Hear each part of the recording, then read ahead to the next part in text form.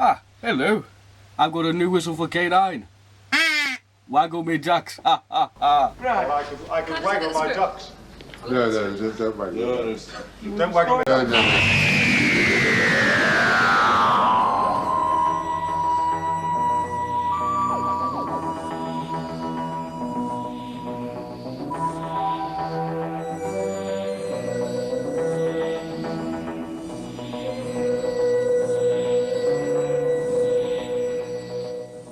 Hello and welcome to a continuation of my overviewing of the 4th Doctor Adventures. In this part we'll be looking at Series 2 of the 4th Doctor Adventures, starring the 4th Doctor and Romana 1. And if I'm going to be honest, this is probably my favourite series of 4th Doctor Adventures, because this is a very special series because it's got Romana 1 in. And we all know Romana 1 only did the 6 stories in the Key to Time.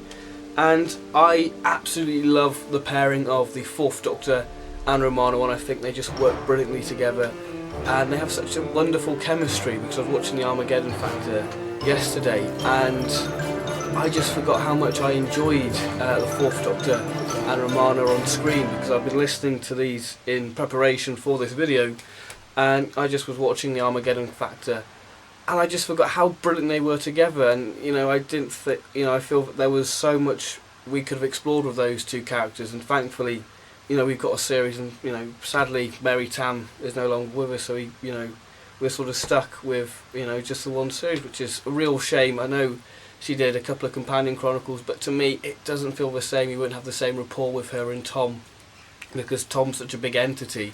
It would feel weird not having Tom with Mary Tam in the audio.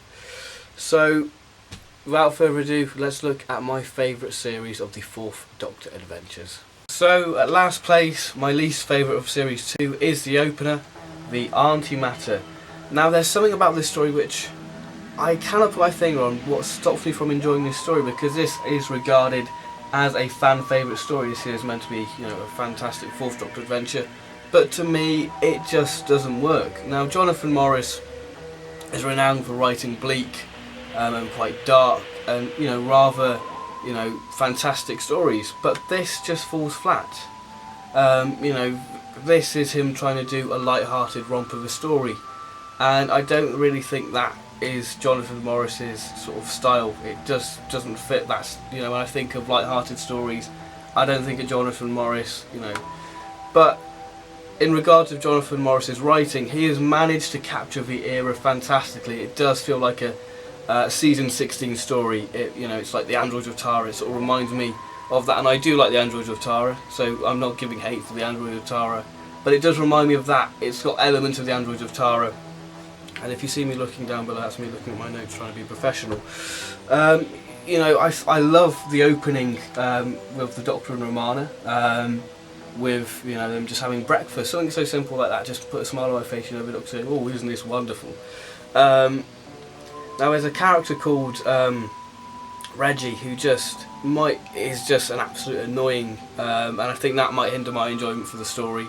And the aunt character is a bit like Magnus Grill. That might be quite an enjoying thing for you people. But the best way to describe this story for me is a wacky version of Downton Abbey with a bit of Jeeves and Wooster put into it.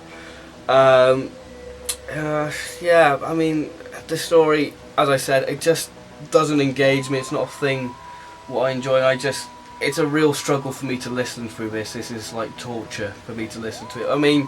This might be my strange opinion for hating this, but there's just something about it what I just don't enjoy. Maybe that's just Reggie and him trying to get it on with Romana. I'm just like, no! Stop it, you're a cringeworthy character, leave Romana alone. I think it might be Reggie what just stops me, this wacky Downton Abbey version of the story. So yeah, last place. In 6th place we have War Against the Larn. Now this story continues from where the Sands of Life finishes, and it is a great continuation from the Sands of Life, with it sort of continuing building up the whole sort of danger and the sort of possibility of Armageddon, which is fantastic. And the story itself isn't what you would expect. It's not a traditional alien invasion. What the Larn are doing. It's not what you would expect, which is a really nice twist. And the Doctor is sort of is caught up on both sides, you know, trying to negotiate peace. David Warner, who plays Cuthbert, which I'll probably talk about more in depth later on, because he appears in 3 other stories, not including this one. He does a fantastic job playing Cuthbert. He plays this nasty and very good sort of villain, and he's very immoral, and just does a superb job within the story. Now Romana, I've got to say about Romana, in The Sands of Life, you know, Nicholas Briggs didn't really know what to do with Romana, so she sort of become a sort of typical, you know, your generic companion formula. But in this, he finally realised, that's how I write Romana, and you know, Romana gets some nice little moments within the story. As I said, the story is rather tense, and it's quite thrilling, but you know, there are some moments when the story does slow down and start to, you know, slog, and the story itself does have quite a few ideas, you know, what were placed in The Sands of Life, but I don't think they were utilised enough. You know, they were just sort of, here's an idea, let's move on to the next idea. So I feel that, you know, this story could have been, you know, expanded a bit more. You know, Sands of Life is a long story, you know, it's, you know, the longest Fourth Doctor adventure, but it just feels like this could have, you know, needed another 10 minutes or so just to, you know, add a few more bits just to conclude some of those ideas, because this story and The Sands of Life, you know, are very important to the Dalek finale. But yeah, I suppose you could cut a few things just so you could, you know, add those ideas and expand on those ideas a bit more. But yes, War Against Valan gets a well-deserved 7 out of 10. 5, we have Phantoms of the Deep.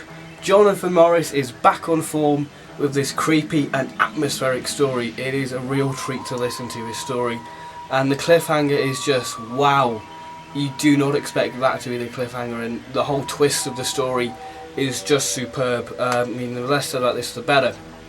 But the cliffhanger, it just makes you want to listen to episode 2, and that's the whole idea of a cliffhanger, and it definitely does that job.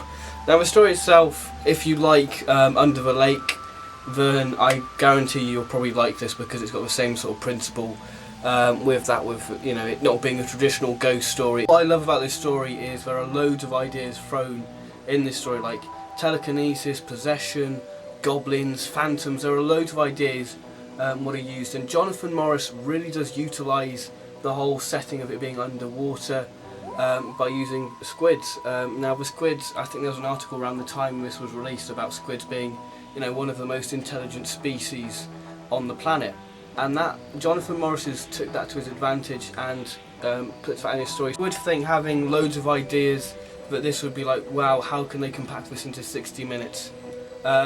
It works brilliantly. The pacing is superb, and I just think Jonathan Morris has done a fantastic job utilising the surroundings by using squids and the whole cliffhanger, and it's just got this whole sort of very classical feel to it, with it being, you know, claustrophobic, and you know, it's very atmospheric, this story, and the sound design really enhances that as well. So there we are, Jonathan Morris. I'm going to give you Phantoms of the Deep a well-deserved 9 out of 10. In 4th place we have the fantastic finale, the final phase. Oh, everything has come full circle. Right from the Sands of Life, it has been building up to this. Cuthbert's big plan, and it's finally happened. And wow, this does not disappoint. I absolutely love this. This is a great finale, and really does sum up Series 2 up in a nutshell. With Cuthbert's, you know, Quantum Arch. I think it's a Quantum Arch. Yeah, Romana, she gets this really nice little heartfelt moment when, you know, the Doctor is supposedly dead. And the way Romana acts with that is just superb, and it's just a really nice little character moment. And you know, there's some great scenes, you know, especially the climactic ending with the Doctor and the Dalek Supreme. That is a fantastic confrontation between the two, and it really does have that big climactic feeling of it. It's been building up to this moment, you know, the Doctor versus the Dalek Supreme. The Fourth Doctor gets some fantastic characterisation within this story, despite having that fantastic moment with the Dalek Supreme. You know, he says, you know, too scared to show your plungers, which is just a fantastic line, and it shows that, you know, there is character progression still happening with the Fourth Doctor. Now Cuthbert, like I said, his plan is in full swing, and what I love about the the Dalek stories and the Sands of Life from War Against the World is Cuthbert, fantastically played by David Warner, calling Romana Romona.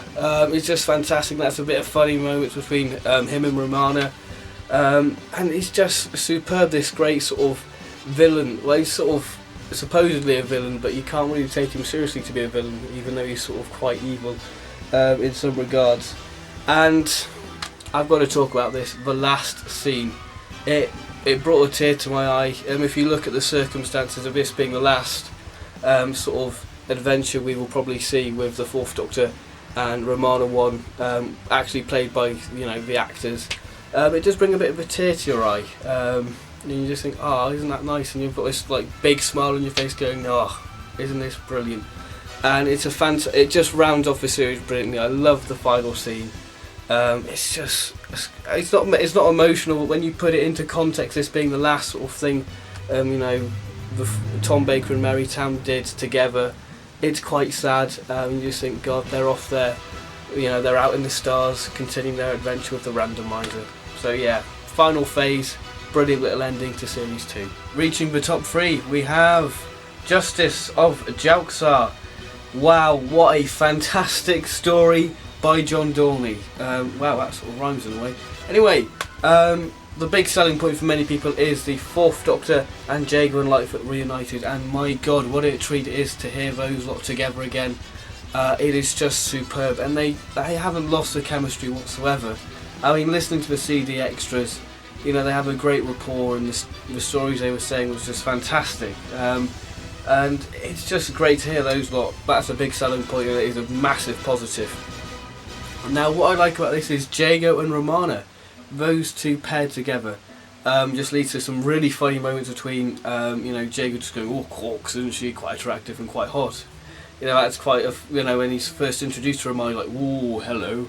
And he's quite excited by that in a way. It just leads to some great funny moments with Jago taking to Romana to dinner. It's just some nice little funny moments between her, Jago and Romana. Romana herself is probably, I've got to say, this is the best she is written within the series. I think this is where her character is really expanded on, and the best she is written within the series. Showing she is really feisty. She takes no nonsense, and takes fools gladly by treating them as fools. And it's just great that Mary Tam can do that. And it's nice that Romana 1 has had some more expanding on within the story. Now, Justice, this sort of robot, I think it's called Justice, is a very unique robot and has this very nice sort of steampunk quality. If you listen to the story, the steampunk bit is quite punny. Anyway, it's a fantastic robot, and is really used. I mean, despite him being sort of defeated quite easily with the sonic screwdriver, that's not a negative. It's quite cool, and it sort of works within the parameters of the robot itself. The story itself does remind me of the Ninth Doctor, Destiny of the Doctor audio, The Night of Whispers, with that sort of character there. It's not the same character, but it just has that same sort of premise and feel to it, with this sort of vigilante character just stopping crime. And it's just, again, it's just, for me, is a big selling point. The Fourth Doctor and Jago and Lightfoot, it's just great to hear those lot get together. And Romana being, used to her full potential, and this is probably the most she's like in the TV series. This is where Romana just feels like it is proper Romana. You get the sense that it is Romana, but I think this is when she's the best written within the series. And the Talons of Weng Chiang outfit makes a return, so that's a great little throwback to the Talons of Weng Chiang with having Jago and Lightfoot. And the ending with the Fourth Doctor getting muffins is great. What is number 2 going to be? Is it going to be the Dalek Contract or the Sands of Life?